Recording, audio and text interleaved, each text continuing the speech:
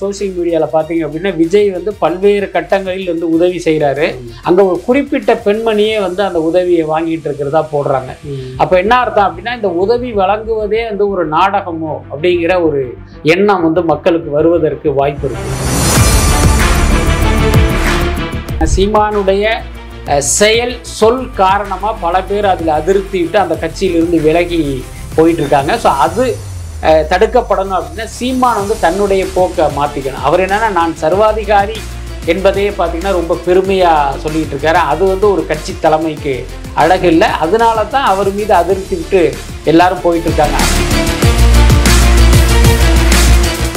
இன்னைக்கு ஒட்டுமொத்த ஊடகங்களும் விஜயினுடைய ஒரு போட்டோ கிடைக்காதா, அவருடைய பேட்டி கிடைக்காதுன்னு பிச்சை எடுக்கிற நிலைமைக்கு ஊடகங்கள் இருக்கு. ஆனா விஜய் வந்து வளர்ந்து அவ்வளவு பெரிய இடத்துக்கு போயிருக்காரு அப்படின்னா இந்த விமர்சனங்கள்லாம் அவருக்கு ஒரு விஷயமே இல்லை. இன்னும் சொல்ல போனா விமர்சனங்களை உரமாக்கி கொள்கிற அந்த வித்தை வந்து விஜய்க்கு தெரியும். அப்படி இருக்கும்போது ஒரு நடிகராக அந்த விமர்சனங்களை எதிர்கொண்ட விஜய்க்கு அரசியல் ரீதியாகவும் அந்த விமர்சனங்களை எதிர்கொள்ள முடியும் அப்படின்னு தான் நான் நினைக்கிறேன்.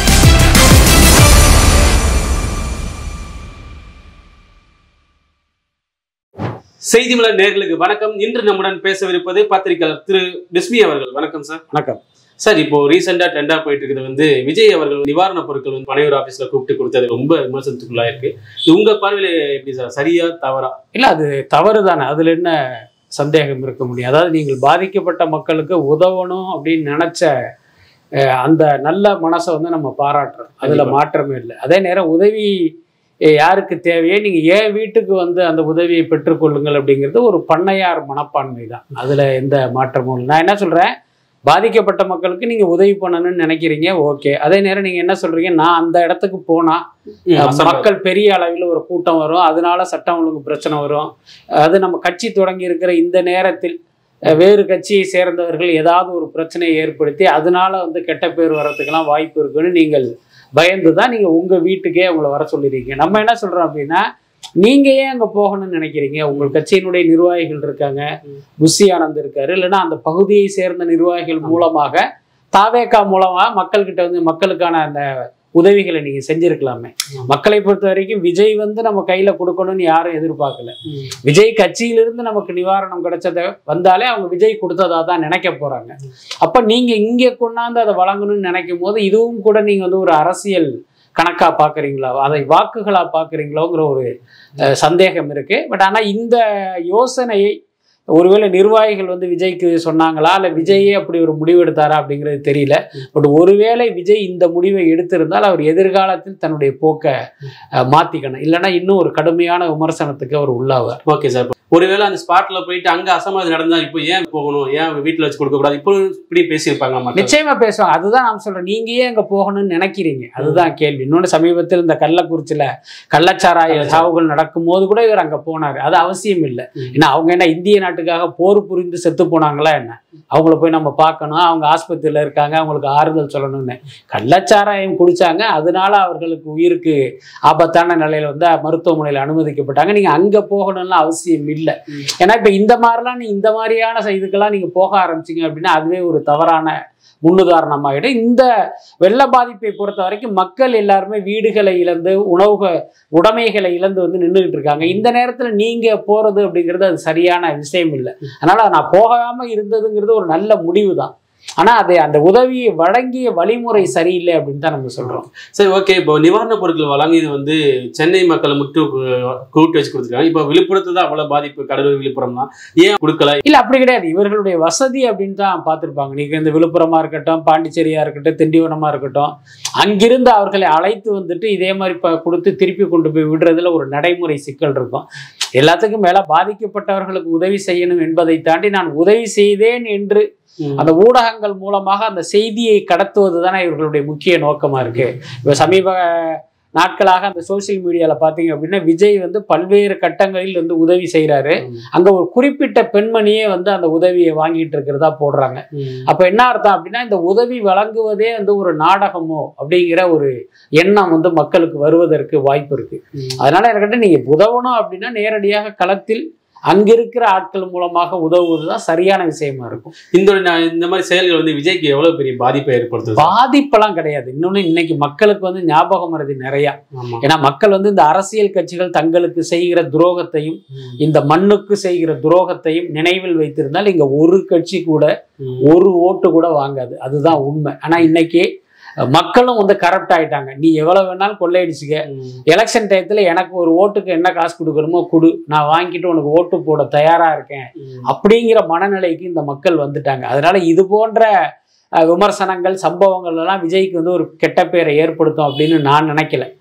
அதே நேரம் விஜய் வந்து யோசிக்கும் போது இப்ப அவருக்கே அந்த தவறு தெரியும் தானே. ஏன்னா நீங்க ஒரு தூய்மையான அரசியலை முன்னெடுக்கணும் அப்படின்னு நீங்க வர்றீங்க. இப்ப அவருடைய அறிக்கையிலே என்ன சொல்றாரு, இது போன்ற துயரமிகு நேரத்துல வந்து ஆளுங்கட்சியை விமர்சனம் பண்ணினா அரசியல் பண்ண விரும்பலைங்கிற ஒரு வார்த்தையை பயன்படுத்துறாரு. ஸோ இந்த மாதிரியான வார்த்தைகள் எல்லாம் இங்க இருக்கிற அந்த கட்சிகளிடமிருந்து நீங்க எதிர்பார்க்கவே முடியாது. அவன் பார்த்தீங்கன்னா ஏதாவது ஒரு வாய்ப்பு கிடைச்சா கூட ஆளுங்கட்சியை திட்டணும் அப்படின்னு தான் நினைப்பான். அவங்க வீட்டு குழாயில தண்ணி வரலனாலும் அது திமுக ஆட்சியின் தோல்விமா, ரோட்ல ஒரு குப்பை கிடந்தாலும் திமுக ஆட்சியுடைய தோல்விமா. ஆனா விஜய் பார்த்தீங்கன்னா அந்த மாதிரிலாம் இல்லாம ஒரு பக்குவமான அரசியல்வாதியா செயல்படணும்னு நினைக்கிறாரு இல்லையா? அவர் ஆலோசனை கொடுக்குறாங்களா? அவங்க தப்பா அது கொடுக்குறாங்களா? இல்ல, அப்படிதான் நம்ம எடுத்துக்க வேண்டியது இருக்கு. ஒண்ணு விஜய் எடுக்கும் முடிவுகள் தவறா இருக்கு, அல்லது விஜயை சுற்றி இருப்பவர்கள் கொடுக்கிற ஆலோசனை வந்து தவறா இருக்கு. ரெண்டில் ஏதோ ஒண்ணுதானே காரணமா இருக்க முடியும். ஸோ அது விஜயை சுற்றி இருப்பவர்கள் மீது தவறாங்கிறது அவங்களுக்கு தான் தெரியும். இவ்வளவு விமர்சனம் விஜய் மீது இருந்தாலும் சீமான் வந்து ஆதரவு தெரிவிச்சிருக்காரு, தம்பி கொடுத்தது சரிதான் அப்படின்னு சொல்லியிருக்காரு. என்னதான் நெகட்டிவா இருக்கு பேசியிருந்தாலும் இப்ப ஆதரவு தருவதற்கு என்ன காரணம்? அதாவது சீமானுடைய வந்து பாராட்டையும் நம்ம பெருசா எடுத்துக்க கூடாது, அவருடைய வசவுகளையும் பெருசா எடுத்துக்க கூடாதுன்னு தான் நான் நினைக்கிறேன். என்ன, ஏன் பாராட்டை நீங்க பெருசா எடுத்துக்க கூடாது அப்படின்னா, விஜயுடைய இந்த செயல் குறித்து பாராட்டி பேசிய அதே இடத்துல இன்னொன்னும் சொல்றாரு. அண்ணாமலை வந்து லண்டனுக்கு போய் அரசியல் படிச்சுட்டு வந்ததுக்கு அப்புறம் அவர்கிட்ட ஒரு பெரிய மெச்சூரிட்டி வந்து, ஆமா, என்ன பாத்தீங்கன்னா அண்ணாமலை வந்து பெரிய அரசியல் மேதை ரேஞ்சில இவர் புகழ்ந்துகிட்டு இருக்காரு. ஸோ இதை வச்சே தெரிஞ்சுக்கலாம், சீமானை பொறுத்த வரைக்கும் எதையுமே யோசிச்சு பேசுறது இல்லை. ஒரு 10 ஊடகங்கள் மைக்க நீட்டி ஆளுக்கு ஒரு கேள்வியை கேட்குறாங்க போது ஏதாவது வாயில வந்து அதை அடிச்சு விட்றது. அப்படித்தான் விஜயனுடைய இந்த செயலையும் கூட அவர் பாராட்டியிருப்பார் அப்படின்னு நினைக்கிறேன். இன்னொன்று, கொடுக்கணும்னு நினைத்தது வந்து ஒரு பாசிட்டிவான விஷயம் தான், அதுல மாற்றமே இல்லை. ஏன்னா இன்றைக்கு பல கட்சிகள் விஜயை விட பல கோடி ரூபாய் கையில வச்சிருக்காங்க. மக்கள் பணத்தை கொள்ளையடித்து கருப்பாகவும் வெள்ளையாகவும் ஏகப்பட்ட பணம் வச்சிருக்காங்க. அவர்களுக்கே மக்களுக்கு உதவணும் என்கிற எண்ணம் வராத போது விஜய் என்கிற ஒரு தனி மனிதன் அந்த மாதிரி உதவி பண்ண வர்றதுங்கிறது ஒரு பாசிட்டிவான விஷயம்தான். பட் அதை வந்து என்னன்னா, விஜயை பாராட்டியதன் மூலமாக இது நாள் வரை வந்து விஜய் மீது வந்து இவர் தொடர்ந்து விமர்சனம் வச்சதால் சீமானுக்கே ஒரு பின்னடைவு ஏற்பட்டிருந்தது. நீங்க பாத்தீங்கன்னா விஜயுடைய அரசியல் மாநாடு நடந்த பிறகு தன்னுடைய அரசியல் எதிரியே முதல் எதிரியே விஜய் தாங்கிற மாதிரி ஒரு தொடர்ந்து கடுமையாகவும் ரொம்ப தரக்குறைவாகவும் விமர்சனம் பண்ணாரு. அதனால சீமானுக்கு வந்து ஒரு பெரிய கெட்ட பேரு. ஸோ அதை பேலன்ஸ் பண்ணுவதற்காக இந்த கேள்வி அவரு பயன்படுத்திக்கிட்டார். அப்படின்னு கட்சியோட ஆட்கள்லாம் தாவேக்கால சேரனால இப்படி இருக்கிறவங்களும் ஓடி போயிருவாங்களோ அப்படின்ட்டு ஆதரவு தெரிவிச்சிருப்பாரு. இல்ல, சீமான் வந்து விஜயை பாராட்டுவதால் தமாக கூடாரம் காலியாவது, நாத்தாக்கா கூடாரம் காலியாவதை வந்து தவிர்க்க முடியாது. ஏன்னா சீமானுடைய செயல் சொல் காரணமா பல பேர் அதுல அதிருப்திட்டு அந்த கட்சியிலிருந்து விலகி போயிட்டு இருக்காங்க. ஸோ அது தடுக்கப்படணும் அப்படின்னா சீமான் வந்து தன்னுடைய போக்கை மாத்திக்கணும். அவர் என்னன்னா, நான் சர்வாதிகாரி என்பதே பார்த்தீங்கன்னா ரொம்ப பெருமையா சொல்லிட்டு இருக்காரு. அது வந்து ஒரு கட்சி தலைமைக்கு அழகு இல்லை. அதனால தான் அவர் மீது அதிருப்தி விட்டு எல்லாரும் போயிட்டு இருக்காங்க. அதே நேரம் இவர்கள் செல்லுகிற இடம் என்பது அநேகமாக தாவேக்காவா தான் இருக்கும், அதுல எந்த மாற்றமும் இல்லை. நீங்க ட்ரோல் பார்த்திருப்பீங்க, ஏன் ஆதரவு சீமான் தெரிவிச்சாருன்னா அவர் வந்து இதற்கு நிவாரண பொருள் கொடுத்து மக்கள் கொடுத்தது யாரும் பார்த்தது இல்லை, அதனாலதான் நம்மள ஒரு கேள்வி மக்கள் கேட்டுருவாங்கன்னு சொல்றதுக்காண்டி தான் ஆதரவு தெரிவிச்சிருக்காரு அப்படின்னு சொல்றாங்க. அது எந்த அளவுக்கு அதை ட்ரால்னு சொல்ல முடியாது. அதை வந்து நம்ம சீமான் மீது வைக்கும் விமர்சனமா வேணா பார்க்கலாம். ஏன்னா பல்வேறு பேரிடர் காலங்களில் அந்த களத்துக்கு போயிருக்காரு அவரு, அதுல மாற்றம் இல்லை. அதே மாதிரி சின்ன சின்ன உதவிகள்லாம் செஞ்சிருக்காரு. ஆனா இப்ப ஒரு விஜய் மாதிரி தொடர்ந்து வந்து இந்த மாதிரி பேரிடர் நேரத்துல உதவி பண்ணியிருக்காரா அப்படின்னா இல்லை. அது அந்த உண்மையை நம்ம ஒத்துக்கிட்டு தான் ஆகணும். அதற்கு என்னன்னா, நான் எங்ககிட்டயே பணம் இல்லை, நாங்க வந்து தேர்தலை சந்திப்பதற்கே திரள் நிதி திரட்டி தான் சந்திக்கிறோம் அப்படிங்கிறது அவருடைய தரப்பு நியாயமாக இருக்கலாம். இருந்தாலும் மக்கள் வந்து உங்களை ரொம்ப உன்னிப்பாக கவனிக்கிறார்கள் என்பதற்கான உதாரணம் எடுத்துக்காட்டு தான் இந்த ட்ரால் எல்லாமே. சீமானை பொறுத்த வரைக்கும் ஒன் வே டிராபிக் திரள் நிதின்னு வாங்கி உள்ள போட்டுக்குவாரு, அவர்கிட்ட இருந்து எதுவும் வெளியில வராது அப்படிங்கிற மீனிங்ல தானே அதெல்லாமே வந்துகிட்டு இருக்கு. அப்ப சீமான் வந்து இதெல்லாம் கருத்தில் எடுத்துக்கொண்டு கவனமாக இருக்கணும். சார், நடிகர் விஜய் வந்து ஆரம்ப காலகட்டத்தில் வந்து நிறைய விமர்சனத்தை தாங்கி இருப்பாரு. இப்போ இந்த விமர்சனத்தை எப்படி எடுத்துக்குவார்? இந்த அரசியல் இது ஆரம்ப கட்டம், இந்த விமர்சனத்தை எப்படி எடுத்துக்குவாரு? விஜயை பொறுத்த வரைக்கும் விமர்சனம்ங்கிறது அவருக்கு வந்து ஒரு பொருட்டே கிடையாது. என்னன்னா, ஒரு நடிகராக அவர் முதல் படத்தில் நடிக்கும் போதே கடுமையான விமர்சனங்களை எல்லாம் பார்த்தவர் தான் விஜய். என்னன்னா, எஸ்சிஎஸ்சியுடைய மகனாக இருந்தாலும் விஜய் வந்து கதாநாயகனாக நடிக்கும் போது இதெல்லாம் ஒரு மூஞ்சா அப்படின்னு குமுதம் பத்திரிகை வந்து விமர்சனம் எழுதுனது. அதுக்கப்புறம் பல்வேறு பத்திரிகைகளும் இந்த மூஞ்செல்லாம் நடிக்க வரலாமாங்கிற அளவுக்கு உருவ கேலியே பண்ணாங்க. நீங்க என்னதான் ஒரு செலிபிரிட்டி வீட்டு பையனாக இருந்தாலும், பார்ன் வித் சில்வர் ஸ்பூனாக இருந்தாலும், உங்களுடைய தன்னம்பிக்கையை தகர்க்கிற மாதிரியான விமர்சனம் வந்தால் நிச்சயமாக அவன் வந்து உடஞ்சி போயிடுவான். இன்னும் சொல்லப்போனா இந்த மாதிரியான விமர்சனங்கள் வரும்போது விஜய் வந்து, அப்பா எனக்கு சினிமாவே வேணாப்பா, இந்த மாதிரிலாம் விமர்சனம் பண்றாங்க, எனக்கு வேணாம் அப்படின்னு வந்து ஓடி போயிருக்கணும். ஆனா அவர் அப்படிலாம் பண்ணவே இல்லை. நீங்க சொல்றத சொல்லுங்கடா, நான் பாத்துக்கிறேன் அப்படின்னு அப்படியே வந்து முன்னேறி இன்னைக்கு ஒட்டுமொத்த ஊடகங்களும் விஜயினுடைய ஒரு போட்டோ கிடைக்காதா, அவருடைய பேட்டி கிடைக்காதுன்னு பிச்சை எடுக்கிற நிலைமைக்கு ஊடகங்கள் இருக்கு. ஆனா விஜய் வந்து வளர்ந்து அவ்வளவு பெரிய இடத்துக்கு போயிருக்காரு அப்படின்னா இந்த விமர்சனங்கள்லாம் அவருக்கு ஒரு விஷயமே இல்லை. இன்னும் சொல்ல போனா விமர்சனங்களை உரமாக்கி கொள்கிற அந்த வித்தை வந்து விஜய்க்கு தெரியும். அப்படி இருக்கும்போது ஒரு நடிகராக அந்த விமர்சனங்களை எதிர்கொண்ட விஜய்க்கு அரசியல் ரீதியாகவும் அந்த விமர்சனங்களை எதிர்கொள்ள முடியும் அப்படின்னு தான் நான் நினைக்கிறேன். இப்போ அரசியல் தலைவர்கள் வந்துட்டாரு, இப்போ சீமான் ஒரு கருத்தை சொன்னா இன்னொரு தலைவர் ஒரு கருத்தை சொல்லுவாங்க, இன்னொரு தலைவர் முதலமைச்சர் கருத்தை சொன்னா எதிர்கட்சி ஒன்று சொல்லுவாங்க. இது விஜய்கிட்ட இது வரணுமா? இந்த தமிழ்நாட்டு அரசியல் இது தேவையா? இன்னொரு மறு கருத்து தெரிவிக்கணுமா? இல்லை இது மாதிரி பொறுமையாவே அமைதியாவே இருந்துட்டு மீடியாவை தவிர்த்துட்டு போறது நல்லதா? இல்ல, அப்படியெல்லாம் கிடையாது. நீங்கள் அரசியல் கட்சி தலைவராக நீங்கள் களத்தில் இருக்கிறீர்கள் என்பதை காட்டுகிற விஷயமே இதுதான். ஒரு சம்பவம் நடக்குதுன்னா அது குறித்து உங்களுடைய கருத்து என்ன, உங்களுடைய நிலைப்பாடு என்ன, இப்படி ஒரு விஷயம் நடக்குதே இது சரியா தவறா அப்படின்னு மக்களுக்கு எப்படி தெரியும் அப்படின்னா நீங்க ரியாக்ட் பண்றதை வச்சுதான் தெரியும். என்ன, இங்க வந்து ஒரு விஷயம் நடக்குது, நீங்க ஒண்ணுமே பண்ணாம தயமேன்னு உட்கார்ந்துருந்தீங்கன்னா இப்ப மக்களுக்கே குழம்பிடுவாங்கல்ல.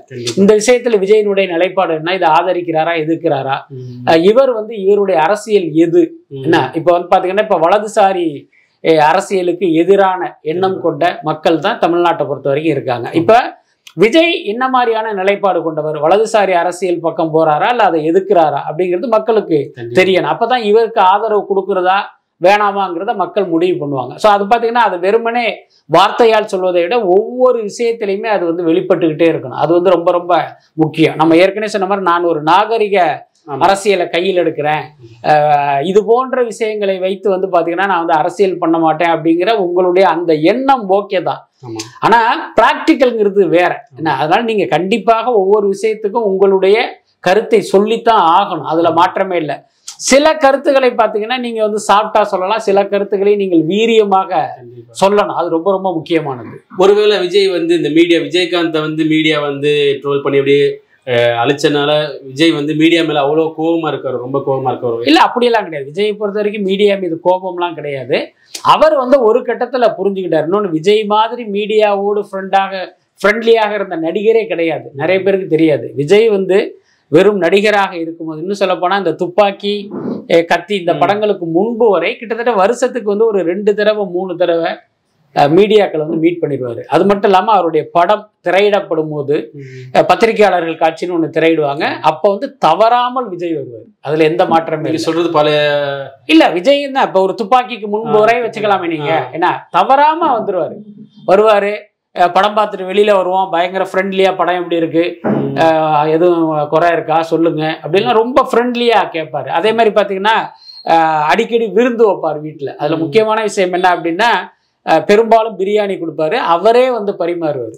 இப்ப நமக்கெல்லாம் வந்து ரொம்ப கூச்சமா இருக்கும், அவரே இப்ப சாப்பிட்டுக்கிட்டே இருப்போம், திடீர்னு வந்து அவரே அள்ளி வைப்பாரு, சாப்பிடுங்க அப்படிம்பாரு. அந்த அளவுக்கு ரொம்ப ரொம்ப ஃப்ரெண்ட்லியான ஒருவர் தான் விஜய். அதே நேரம் ஊடகங்கள் பார்த்தீங்கன்னா சமீப காலமாக அதனுடைய எண்ணிக்கை அதிகமானது. அப்புறம் அந்த ஊடகத்தினுடைய என்ன சொல்றது, பத்திரிகைக்குன்னு ஒரு எத்திக்ஸ் இருக்குல்ல, அதெல்லாம் காணாமல், பத்திரிகை தர்மம்ங்கிறது மெல்ல காணாமல் போயிடுச்சு. இன்னொரு பக்கம் பத்திரிகையாளர்கள் என்ற பெயரில் ரசிகர்கள் பத்திரிகையாளர் அவதாரம் எடுத்து பத்திரிகையாளர்ங்கிற முகமூடியில இந்த கூட்டத்துல கலந்துட்டாங்க. நான் எல்லாம் பாத்தீங்கன்னா கிட்டத்தட்ட ஒரு 30-35 வருஷமா இருக்கேன். இன்று வரை எந்த நடிகன் கூட நான் போட்டோ எடுத்தது இல்லை. அதுதான் என்னுடைய பாலிசி. நீங்க நடிக்கிறதுல பெரிய ஆளு, நான் பத்திரிகையில பெரிய ஆள். அதான் நம்ம பாலிசி. ஆனா இன்னைக்கு வர்றவங்க பாத்தீங்கன்னா முதல்ல அங்க வந்த ஒரு நடிகனை பார்த்த உடனே அவங்க கூட செல்ஃபி எடுக்கணும் அப்படின்னு தான் அலையிறான். ஒரு நடிகர் கூட சொன்னாரு, பிஸ்மி ஒரு காலத்துல நம்மெல்லாம் வந்து நான்லாம் அந்த ப்ரெஸ் மீட்டுக்கெல்லாம் வரும்போது ரொம்ப ஆர்வத்தோட வருவேன், ஏன்னா நம்ம ஃப்ரெண்ட்ஸுங்களை பார்க்க போறோம் அப்படிங்கிற அந்த எந்தோட வருவேன். ஆனா இப்ப எல்லாம் ப்ரெஸ் மீட்னாலே பயமா இருக்கு அப்படின்னு ஒரு முன்னணி நடிகர் சொன்னார். அப்படிதான் நிலைமை இருக்கு. ஸோ அதனால என்ன பண்ணாரு விஜய், அடடா ஊடகங்கள் போக்கு இப்படி இருக்கா, அப்ப நம்ம கொஞ்சம் நகர்ந்துருவோம் அப்படின்னு நகர்ந்து போயிட்டார். அதுதானே தவிர மற்றபடி இவர் ஊடகங்களுக்கு எதிரி இல்லை. அதுக்கப்புறம் பாத்தீங்கன்னா ஒரு அரசியல் கட்சி தொடங்கிய பிறகு நீங்க டெய்லி இந்த சீமான் மாதிரி காலையில ஒருத்தர மதியானம் ஒருத்தர நைட்டு ஒருத்தர ஊடகங்களை சந்திக்கணும்னு எந்த அவசியமும் இல்லை. ஏன்னா இப்ப சீமானே ஊடகங்களை சந்திக்கும் போது பாருங்க, அங்க ஆக்கப்பூர்வமான உரையாடலை விட அக்கப்போர்கள் தான் அதிகமா இருக்கு. என்னன்னா ஊடகங்களுக்கும் என்னன்னா நமக்கு எப்படியாவது இவர் வாய கிளறி ஏதாவது ஒரு கண்டென்ட் கிடைச்சு நம்ம ஒரு டிஆர்பி ஏத்துவோமா, நம்ம வியூஸை ஏத்துவோமாங்கிறது தான் அவங்களுடைய நோக்கமா இருக்கு. அந்த நோக்கமே புரியாம இவர் ஏதாவது ஒண்ணு உலகி கொட்டுறாரு. ஸோ இந்த மாதிரி எல்லா அரசியல் கட்சி தலைவர்களும் இருக்கணும்னு அவசியம் இல்லை. நீங்கள் என்றைக்கு மக்களிடம் பேசணும், ஒட்டுமொத்த மக்களிடமும் நம்ம கருத்து போய் சேரணும்னு நினைக்கிறீங்களோ அன்னைக்கு ஊடகங்கள் எல்லாரையும் அழைச்சி பேசினா போதுமானது.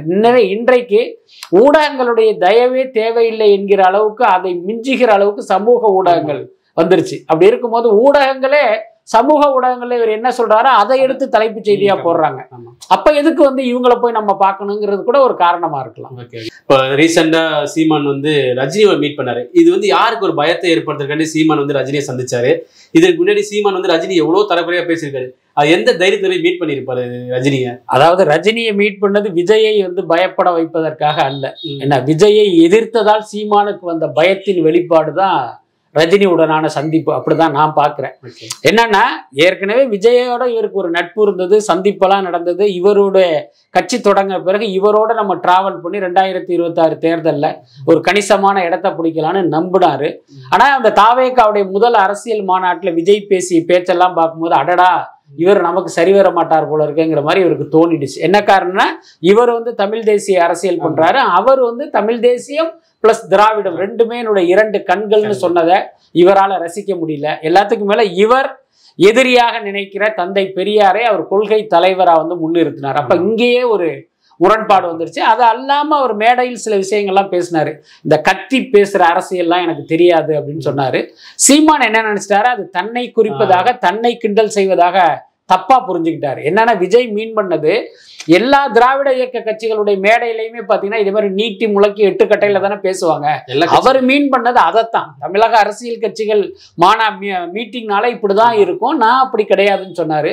அது வந்து சீமானுக்கு சுருக்குன்னு குத்திருச்சு. ஏன்னா இவர் தான் எல்லாரையும் விட உச்சஸ்தாயில பேசுறவர், அதனால நம்மளைத்தான் கிண்டல் பண்றாங்கன்னு இவர் பயந்துட்டாருன்னு இல்லை, அதுல வந்து வருத்தப்பட்டு அதை தொடர்ந்துதான் சீமான் வந்து விஜய் மீது கடுமையான விமர்சனங்கள் எல்லாம் முன் வச்சாரு. இப்படி பண்ண ஆரம்பித்த பிறகு சீமானுக்கு மேல வந்து எதிர்ப்பு அதிகமாயிடுச்சு.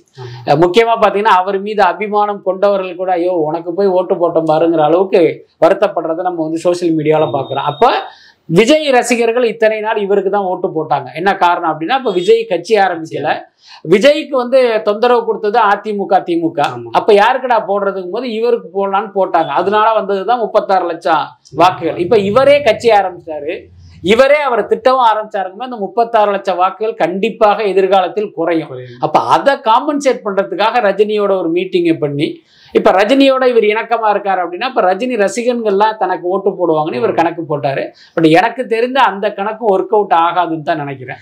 இவர் தான் உங்க கட்சியில இருந்த ஆட்கள் எம்எல்ஏ செயலாளர் எல்லாத்தையும் மற்ற கட்சிக்கு அனுப்புறாருமே ஸ்லீப்பர்ஸ் எல்லாம். அதெல்லாம் ஒரு பெரிய காமெடி, ஒரு அபத்தமான பேச்சு. உங்கள் கட்சியில ஒரு பெரிய பிளவு ஏற்பட்டு கொத்து கொத்தாக வந்து நிர்வாகிகள் வந்து உங்க கட்சியை விட்டு விலகி போயிட்டு இருக்காங்க.